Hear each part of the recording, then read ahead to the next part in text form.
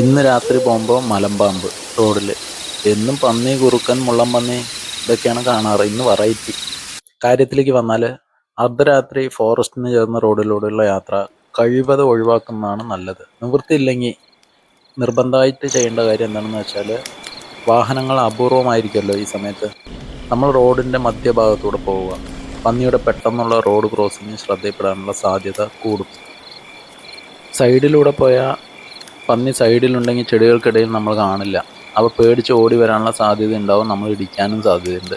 ഇതുപോലെ പാമ്പോ മറ്റോ റോഡിലുണ്ടെങ്കിൽ പതുക്കെ പോയാലേ നിർത്താനും ശ്രദ്ധിക്കാനൊക്കെ സാധിക്കുള്ളൂ. ചിലർക്ക് പേടി പ്രേതത്തിനെയാണ്. ഈ 21-ാം നൂറ്റാണ്ടിൽ പ്രേതമല്ല പ്രശ്നം, മനുഷ്യനാണെന്ന് തിരിച്ചറിയുക. പ്രേതം എന്ന തോന്നലുള്ള സ്ഥലത്ത് അല്പനേരം വണ്ടി നിർത്തി എല്ലായിടവും നിരീക്ഷിച്ചാൽ ആ ഭയം ഇല്ലാതാവും. പകലുള്ളതേ ഇവിടെ ഉള്ളൂ എന്നും മനസ്സിലാവും നമുക്ക്.